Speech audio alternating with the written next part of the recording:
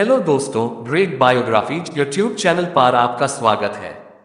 आज हम जानेंगे स्कूल समय में बेवकूफ कहे जाने वाला बालक कैसे बना एक महान वैज्ञानिक। तो चलिए जानते हैं गुरुत्वाकर्षण की खोज करने वाले महान वैज्ञानिक अल्बर्ट आइंस्टीन की जीवनी के बारे में। एल्बर्ट आइंस्टीन एक जर्मन भौतिक विज्ञानी थे जिन्हें व्यापक रूप से अब तक के सबसे महान भौतिकविदों में से एक माना जाता है। आइंस्टीन ने ब्रह्मांड की हमारी समझ को पूरी तरह से बदल दिया। आज उनके सिद्धांतों की वजह से हम समय यात्रा के बारे में सोचते हैं। उन्होंने बताया कि गुरुत्वाकर्षण कैसे काम करता है, गुरुत्वाकर्षण समय पर क्या असर डालता है, यदि हम लाइट की गति से चले तो क्या होगा, और कई ऐसे सिद्धांत जिन्होंने भौतिक विज्ञान में भूचाल ला दिया। एल्बर्ट आइंस्टीन को 20वीं सदी का सबसे बुद्धिमान व्यक्ति माना जाता है। इसी कारण उन्हें 1921 में नोबेल प्राइज भी मिला। इसीलिए आज हम एल्बर्ट आइंस्टीन की आत्मकथा, उनके संघर्ष, उनके सिद्धांतों और दुनिया के सबसे महान वैज्ञानिकों में से एक एल्बर्ट आइंस्टीन के बारे में जानेंगे। एल्बर्ट आइंस्टीन का जीवन परिचय। एल्बर्ट आइंस्टीन का जन्म 14 मार्च 1879 को जर्मनी के एक यहूदी परिवार में हुआ था। उसके पिता हरमन आइंस्टीन और माता पॉलिन आइंस्टीन थी। हरमन आइंस्टीन एक सेल्समैन और इंजीनियर थे जो बिजली के उपकरण सप्लाई करते थे। सन 1980 में हरमन आइंस्टीन और पॉलिन आइंस्टीन उल्मा से 160 किलोमीटर दूर म्यूनिक में रहने आ गए। वहां सेटल होकर हरमन आइंस्टीन और एल्बर्ट के अंकल जैकोब आइंस्टीन ने एक नई कंपनी की स्थापना की जो डायरेक्ट करंट के लिए बिजली के उपकरण बनाती थी। एल्बर्ट के जन्म के करीबन 2 साल बाद एल्बर्ट की बहन का जन्म हुआ, जिसका नाम उनके माता पिता ने माजा रखा। अपनी छोटी बहन को पाकर उसकी खुशी का कोई ठिकाना न रहा। एल्बर्ट सामान्य बच्चों से अलग थी क्योंकि उनका सर सामान्य बच्चों से काफी बड़ा था और उन्हें बोलने में भी काफी कठिनाई होती थी। कहा जाता है कि एल्बर्ट आइंस्टीन लगभग 4 सालों तक कुछ भी नहीं बोले, लेकिन एक दिन उनके माता पिता दंग रह गए। जब वो खाना खा रहे थे तो पहली बार एल्बर्ट बोले कि सूप काफी गर्म है। पहली बार एल्बर्ट के मुख से कुछ सुनकर उनके माता पिता को बहुत खुशी हुई। बचपन में एल्बर्ट आइंस्टीन को शांत रहना और अकेले घूमना बहुत पसंद था। वो अपने उम्र के लड़कों के साथ नहीं खेलते थे। वो हमेशा प्रकृति और ब्रह्मांड के बारे में सोचते थे। जब एल्बर्ट 5 साल का हुआ तो उसके जन्मदिन पर उनके पिता हरमन आइंस्टीन ने उन्हें एक दिशा सूचक यंत्र लाके दिया। चुंबकीय कंपास देखकर एल्बर्ट आइंस्टीन बहुत खुश हुए, लेकिन उनके मन में एक सवाल जन्मा कि आखिर क्यों इस कंपास की सुई हमेशा उत्तर दिशा की ओर रहती है। यही से ही एल्बर्ट आइंस्टीन के अंदर का एक जिज्ञासु इंसान जाग गया। जब एल्बर्ट 5 साल का हुआ तो उसे म्यूनिक के कैथोलिक प्राइमरी स्कूल में डाल दिया गया। वार्तालाप में होने वाली कठिनाई के कारण एल्बर्ट आइंस्टीन ने स्कूल जाना कुछ समय बाद शुरू किया। उन्हें स्कूल जाना बचपन में बिल्कुल पसंद नहीं था। उनको स्कूल एक कैद खाने की तरह लगता था। एल्बर्ट आइंस्टीन ने वहां वायोलिन बजाना भी सीखा, कुछ अपनी अध्यापक से, कुछ अपने माता से। उन्हें धीरे धीरे संगीत से प्यार हो गया। उन्होंने अपने वायोलिन का नामकरण भी किया। वो अपनी वायोलिन को लीना कहते थे। 3 साल बाद जब एल्बर्ट 8 साल का हुआ तो उसका एडमिशन लुइसपोर्ट जिम्नेजियम स्कूल में करा दिया गया। क्या आप जानते आज इस स्कूल को एल्बर्ट आइंस्टीन जिम्नेजियम के नाम से जाना जाता है। हम सब जानते उस समय यहूदियों के लिए बहुत समस्याएं थी। एल्बर्ट आइंस्टीन एक यहूदी परिवार में जन्मे थे, इसी कारण उन्हें कई प्रकार की समस्याएं हुई। यहूदी होने के कारण एल्बर्ट आइंस्टीन को बच्चे चिढ़ाया करते थे। एक यह भी कारण था कि उसे स्कूल जाना बिल्कुल पसंद नहीं था। एल्बर्ट धार्मिक किताबें भी पढ़ता था। उसने बाइबल पढ़ी और धर्मों को भी समझने की कोशिश की। उससे एक बात पता चली कि हर धर्म अच्छी बातें सिखाता है, लेकिन हर इंसान उसे अपने हित के लिए इस्तेमाल करता है। इसी बीच एल्बर्ट आइंस्टीन का एक दोस्त बना जिसका नाम मैक्स टलमे था। वो उम्र में एल्बर्ट से बड़ा था। वो एल्बर्ट को घर पर ट्यूशन पढ़ाने आता था। मैक्स टलमे चिकित्सा विज्ञान का छात्र था। एल्बर्ट आइंस्टीन को उसकी उम्र के हिसाब से उसे मैथ्स और फिजिक्स की नॉलेज ज्यादा थी। एल्बर्ट, जिसने 12 साल की उम्र में पाइथागोरस थ्योरीज का एक अपना ही प्रूफ दे डाला और 14 साल की उम्र में इंटीग्रल कैलकुलस में महारत पाली थी। एल्बर्ट के अंकल जाकोब आइंस्टीन उसके साथ रहते थे। उसे अपने अंकल के साथ बहुत अच्छा लगता था। जब एल्बर्ट को एलजेब्रा समझने में दिक्कत हो रही थी तब उनके अंकल जाकोब ने उसे बड़े सरल तरीके से उसे समझाया था। इसी बीच एल्बर्ट के पिता की कंपनी ने म्यूनिक में बिजली सप्लाई करने के लिए बोली लगाई, लेकिन ये काम उन्हें मिल ना सका। उस समय उनके पास इतने पैसे भी नहीं थे कि वे डायरेक्ट करंट के उपकरणों को अल्टरनेटिव करंट में बदल सके। इसी कारण उनकी कंपनी को बहुत भारी नुकसान झेलना पड़ा। ये नौबत आई कि उन्हें ये कंपनी को बंद तक करना पड़ा। अब उनके पास कोई पैसे का सोर्स नहीं था, इसीलिए नए व्यापार की तलाश में एल्बर्ट आइंस्टीन के परिवार को म्यूनिक छोड़ना पड़ा। वो इटली के शहर मिलान शिफ्ट हो गए, लेकिन फिर कुछ महीनों बाद इटली के पवैया चले गए। लेकिन एल्बर्ट आइंस्टीन को अपने चचेरे भाई के साथ म्यूनिक में ही रुकना पड़ा लुइटपोर्ट जिम्नेशियम में अपनी पढ़ाई पूरी करने के लिए। एल्बर्ट आइंस्टीन ने कई प्रयास किए कि वो भी उनके साथ जा सके, परंतु उनके पिता नहीं माने। एल्बर्ट आइंस्टीन को अपनी फैमिली के चले जाने का बहुत दुख हुआ। एल्बर्ट आइंस्टीन के पिता उन्हें इलेक्ट्रिकल इंजीनियर बनाना चाहते थे। उनका सपना था कि एल्बर्ट इलेक्ट्रिकल इंजीनियरिंग में डिग्री हासिल करें। एल्बर्ट आइंस्टीन को लुइटपोर्ट जिम्नेशियम बिल्कुल पसंद नहीं था, क्योंकि यहाँ पर केवल रटाते थे, लेकिन एल्बर्ट को यह तरीका बिल्कुल पसंद नहीं था। इसीलिए एल्बर्ट आइंस्टीन स्कूल के प्रशासन से भिड़ गए, लेकिन कुछ नहीं हुआ। इसीलिए दिसंबर 1894 में बीमारी का बहाना बनाया और डॉक्टर से उन्हें स्कूल के लिए मेडिकली अनफिट दिखाने के लिए कहा।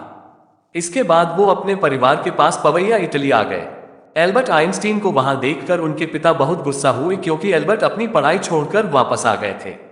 एल्बर्ट आइंस्टीन को इटली की खूबसूरती बहुत पसंद आई। वो कभी घूमने निकल जाते, कभी पहाड़ पर, और बहुत सी अच्छी जगह थी उनके घूमने के लिए। सन 1894 में एल्बर्ट ने अपना पहला रिसर्च पेपर को प्रकाशित किया, केवल 15 साल की उम्र में, जिसका शीर्षक था on the investigation of the state of the ether in the magnetic field. जब एल्बर्ट 16 वर्ष का हुआ तो उसे उनके माता पिता ने उन्हें अपने भविष्य के बारे में गंभीरता से सोचने को कहा। उनके पिता बोले, तुम इलेक्ट्रिकल इंजीनियरिंग की डिग्री हासिल करो। फिर एल्बर्ट आइंस्टीन ज्यूरिच के स्विस फेडरल पॉलिटेक्निक में एंट्रेंस एग्जाम में बैठे। जब रिजल्ट आया तो उन्हें स्विस के प्रिंसिपल ने बुलाया, कहा, तुम्हारे अंक भौतिक विज्ञान और गणित में काफी अच्छे हैं, लेकिन तुम बॉटनी, जूलॉजी, फ्रेंच में फेल हो गए हो। एल्बर्ट आइंस्टीन की विनती करने पर उन्होंने कहा, तुम क्लास तो अटेंड कर सकते हो, लेकिन तुम स्कूल के छात्र नहीं रहोगे। इस पर एल्बर्ट आइंस्टीन बोले, लेकिन सर मुझे डिग्री चाहिए। यह सुनकर प्रिंसिपल ने सलाह दी कि स्विट्जरलैंड के आरो में स्थित एक स्कूल है जिसका नाम आर्गोविन कैंटोनल स्कूल है, जहां 1 साल पढ़कर तुम फ्रेंच, जूलॉजी और बाकी के विषय पढ़ सकते हो। प्रिंसिपल की सलाह पर एल्बर्ट आइंस्टीन ज्यूरिच से लगभग 20 मील दूर आरो स्विट्जरलैंड आ गए, जहां उनको जोस्ट इंटेले के घर पर ठहरना पड़ा, जो आर्गोविन कैंटोनल स्कूल के टीचर थे। इसीलिए उन दोनों के बीच दोस्ती भी हो गई। वहां जोस्ट इंटेलर के बेटी मारिया इंटेलर को देखते ही एल्बर्ट आइंस्टीन उसके प्यार में पड़ गए। उनके साथ रहने के कारण एल्बर्ट आइंस्टीन और जोस्ट इंटेलर की परिवार में गहरा लगाव हो गया। भविष्य में यही दोस्तों और लगाव रिश्तेदारी में बदल गया। हालांकि एल्बर्ट आइंस्टीन और मारिया की शादी नहीं हुई, लेकिन एल्बर्ट आइंस्टीन की बहन माजा की शादी जोस्ट इंटेलर के लड़के पॉल के साथ हो गई। यहाँ पर एल्बर्ट आइंस्टीन को अच्छे से सोचने का मौका मिला। इससे उनके अंदर बहुत से सवाल जन्म लेने लगे कि ये दुनिया कैसी दिखेगी यदि मैं लाइट पर बैठकर सफर करूं, मैं उसे पकड़ सकूं। सन 1896 में एल्बर्ट आइंस्टीन ने जर्मनी की नागरिकता छोड़ दी। वह अब किसी भी देश के नागरिक नहीं रहे। सितंबर 1896 में एल्बर्ट ने सेकेंडरी स्कूल की पढ़ाई अच्छे अंकों के साथ पास की। फिर वो वहां से ज्यूरिच वापस आ गए और एल्बर्ट ने फिर से फेडरल पॉलिटेक्निक में एंट्रेंस एग्जाम दिया। इस बार उनका एडमिशन हो गया। यहाँ पर उनके स्कूल का पहला दिन था। जब वो क्लास में गए तो उनकी मुलाकात मिलिवा मैरिक से हुई। उसके बाद उन्हें एक अध्यापक ने बताया कि एल्बर्ट, ये वो छात्र है जिसके तुमसे ज्यादा भौतिक विज्ञान में अंक है। और जब उनके टीचर पढ़ा रहे थे तो उन्होंने एक सवाल पूछा जो एल्बर्ट आइंस्टीन को नहीं आता था, लेकिन मिलिवा ने तुरंत उसका जवाब दिया। यह देखकर एल्बर्ट आइंस्टीन दंग रह गए, क्योंकि पहली बार उन्हें उनके टक्कर का इंसान मिला था। धीरे धीरे उन दोनों में दोस्ती हो गई। फिर ये दोस्ती प्यार में बदल गई। वो दोनों साथ में खाते, पढ़ते और घूमते थे। यही भविष्य में चलकर एल्बर्ट की वाइफ बनी। सन 1900 में जब एल्बर्ट आइंस्टीन 21 साल के हुए तब उन्होंने federal polytechnic teaching diploma pass किया। इसी साल उनका एक रिसर्च पेपर भी पब्लिश हुआ। उसका शीर्षक था conclusion drawn from the phenomena of capillarity. Diploma pass करने के बाद उन्हें अपना खर्चा चलाने के लिए कुछ काम की आवश्यकता थी। इसीलिए एल्बर्ट ने कोचिंग पढ़ाने के लिए बच्चों की तलाश शुरू कर दी। एल्बर्ट आइंस्टीन को कुछ बच्चे मिले भी, लेकिन वो काफी नहीं थे। 2 सालों तक ऐसे ही चलता रहा। सन 1901 में एल्बर्ट को स्विस की नागरिकता मिल गई और सन 1902 में जब एल्बर्ट 23 वर्ष के थे तब उनको स्विट्जरलैंड में बन के federal institute of intellectual property में एक असिस्टेंट एग्जामिनर लेवल 3 की नौकरी मिल गई। ये नौकरी एल्बर्ट आइंस्टीन के लिए बहुत अच्छी थी, क्योंकि उसे यहाँ पर कुछ घंटों ही काम करना पड़ता था। एल्बर्ट को रिसर्च करने और उन्हें पब्लिश करने के लिए काफी वक्त मिल जाता था। उनके लिए एक और अच्छी बात थी कि जो भी एप्लीकेशन पेटेंट ऑफिस में आती, आइंस्टीन उसे बहुत अच्छे से पढ़ते थे। इससे उन्हें काफी नॉलेज भी मिलती थी। सन 1903 में एल्बर्ट आइंस्टीन और मिलिवा मैरिक ने बन स्विट्जरलैंड में शादी कर ली। वो दोनों एक दूसरे को बहुत प्यार करते थे। दोनों की ही रुचि भौतिक विज्ञान में थी। सन 1904 में उनका एक बेटा हुआ जिनका नाम हंस एल्बर्ट आइंस्टीन रखा गया। पेटेंट ऑफिस में काम करने के साथ साथ एल्बर्ट पीएचडी भी कर रहे थे। कड़ी मेहनत से उन्होंने 30 अप्रैल 1905 में उन्होंने यूनिवर्सिटी ऑफ ज्यूरिच से पीएचडी की डिग्री हासिल की।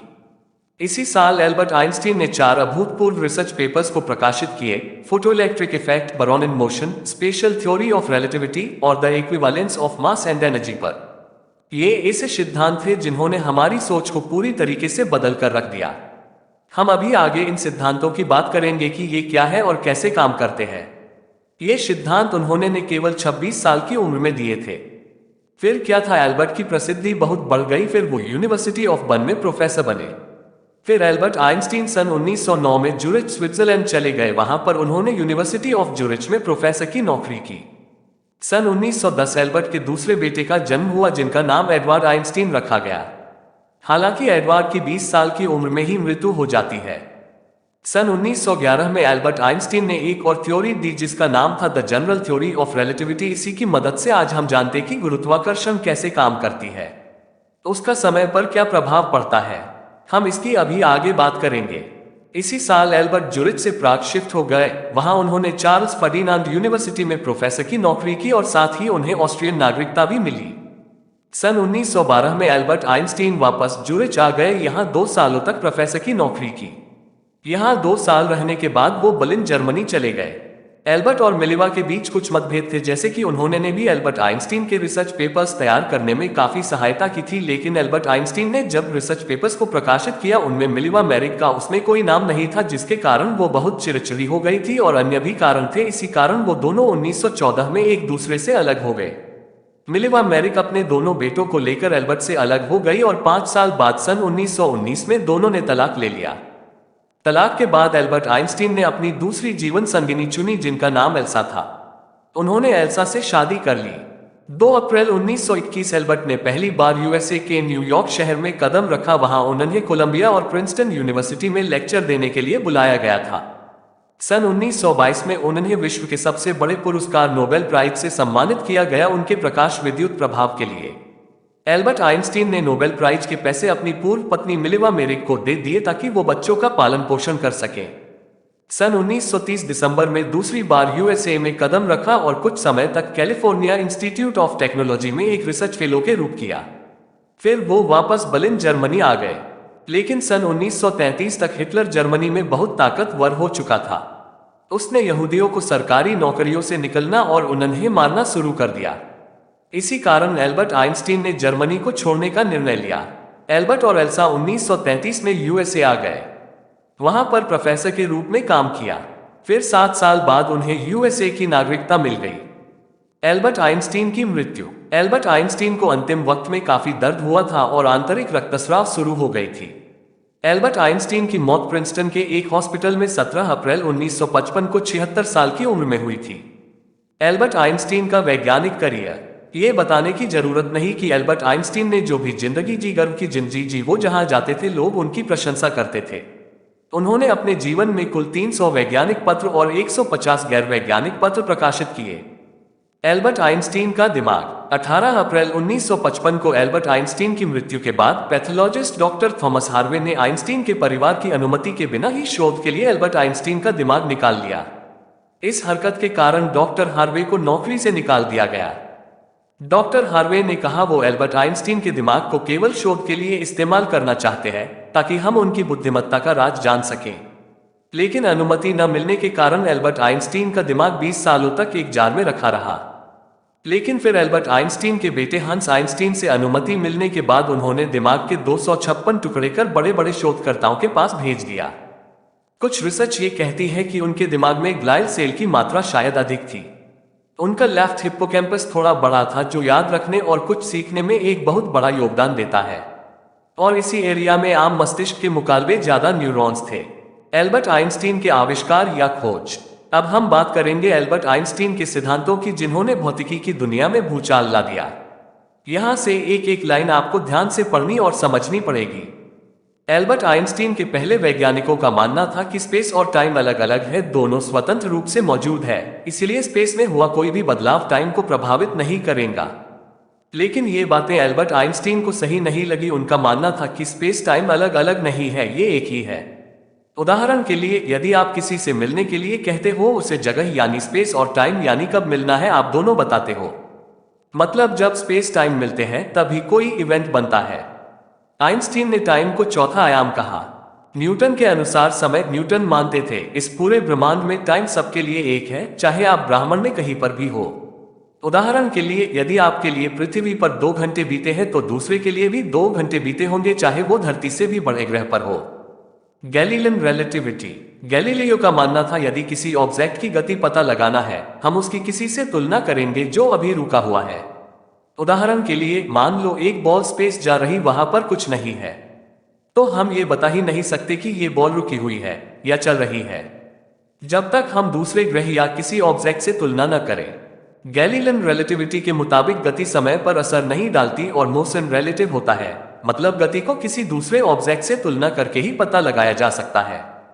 लेकिन मैक्सवेल ने एसी वेव के बारे में बताया जो कांस्टेंट है, वो किसी के भी रिलेटिव सापेक्ष नहीं। उदाहरण के लिए यदि आप एक ट्रेन में बैठे हो और ट्रेन 40 किलोमीटर प्रति घंटे की रफ्तार से चल रही है, यदि आप भी ट्रेन के अंदर 10 किलोमीटर प्रति घंटे की रफ्तार से भागे तो आपकी स्पीड 50 किलोमीटर प्रति घंटे की हो जाएगी, क्योंकि आपकी स्पीड में ट्रेन की स्पीड जुड़ जाएगी। लेकिन लाइट की स्पीड 3 लाख किलोमीटर प्रति घंटे ही रहेंगी, चाहे उसके स्रोत की स्पीड कितनी भी हो, क्योंकि लाइट की स्पीड किसी के भी सापेक्ष नहीं। उदाहरण के लिए मान लो कि आप अपनी बाइक 50 किलोमीटर प्रति घंटे की स्पीड से चला रहे हो और आपने अपनी बाइक की हेडलाइट जलाई। कॉमन सेंस ये कहता है कि लाइट की गति में बाइक की गति भी जुड़नी चाहिए, लेकिन ऐसा नहीं होता। एल्बर्ट आइंस्टीन के आने के बाद एल्बर्ट आइंस्टीन ये कैसे कहा कि समय सबके लिए अलग अलग है। मान लो आप एक ट्रेन में हो, आपसे 2 मीटर की दूरी पर दोनों तरफ बल्ब लगे हैं, दोनों बल्ब की बटन भी वही है। यदि आप बल्ब जलाएंगे तो आपको दोनों बल्ब एक साथ जलते दिखाई देंगे, क्योंकि आप बीच में खड़े हैं। लेकिन यदि कोई स्टेशन पर खड़े होकर ये देखेगा तो एक बल्ब उसे पहले जलते दिखेगा, दूसरा बाद में, क्योंकि ट्रेन चल रही जो बल्ब स्टेशन पर खड़े व्यक्ति के पास होगा वो उसको पहले जलते दिखेगा। जब एल्बर्ट आइंस्टीन ने ये थॉट एक्सपेरिमेंट किया तो उन्होंने सोचा ऐसा क्यों, यदि समय सबके लिए एक होता तो वो दोनों बल्ब स्टेशन पर खड़े व्यक्ति को भी एक साथ जलते हुए दिखाई देते। लेकिन ऐसा नहीं हुआ, एक इवेंट दोनों को अलग अलग तरीके से दिखाई दिया। इसका मतलब टाइम सबके लिए एक नहीं है, वो गति से प्रभावित होता है। उस समय तक ये बात साबित हो चुकी थी कि लाइट की स्पीड कांस्टेंट है, वो कभी नहीं बदलती। एल्बर्ट आइंस्टीन ने सोचा यदि मैं लाइट की स्पीड से चलूं तो क्या होगा। हम सबको लाइट की स्पीड पता है जो हर ऑब्जर्वर के लिए सेम है। हमें स्पीड का फॉर्मूला भी पता है, स्पीड बराबर डिस्टेंस डिवाइड टाइम। यदि स्पीड की जगह लाइट की स्पीड रखें जो कि कांस्टेंट, इसका मतलब यही हुआ कि ये ब्रह्मांड डिस्टेंस और टाइम को ही बदल देते हैं लाइट की स्पीड को कांस्टेंट रखने के लिए, यानी स्पीड समय पर असर डालती है। महान वैज्ञानिक एल्बर्ट आइंस्टीन से जुड़े हुए कुछ रोचक तथ्य। एल्बर्ट आइंस्टीन ने हमेशा विज्ञान का दुरुपयोग कर हथियार बनाने और जंग का विरोध किया।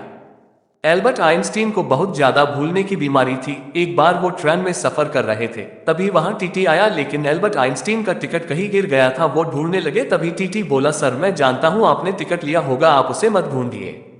लेकिन एल्बर्ट आइंस्टीन बोले, मुझे ये देखना है कि मैं जा कहां रहा हूं। एल्बर्ट आइंस्टीन को रटने वाला एजुकेशन सिस्टम बिल्कुल पसंद नहीं था। उन्होंने अपने जीवन में लगभग विज्ञान के हर क्षेत्र में अपना योगदान दिया। उनको 20वीं सदी का सबसे महान वैज्ञानिक माना जाता है। हम उम्मीद करते हैं आपको एल्बर्ट आइंस्टीन की जीवनी पसंद आई होगी। आपने एल्बर्ट आइंस्टीन की आत्मकथा से बहुत कुछ सीखा होगा। यदि आपको हमारी यह पोस्ट अच्छी लगी हो और ऐसे ही अन्य महान लोगों की जीवनी जानना चाहते हैं तो हमारे YouTube चैनल ग्रेट बायोग्राफीज को सब्सक्राइब करें एंड बेल आइकन को प्रेस करें, जिससे आने वाली हर वीडियो की नोटिफिकेशन आपको मिलती रहे।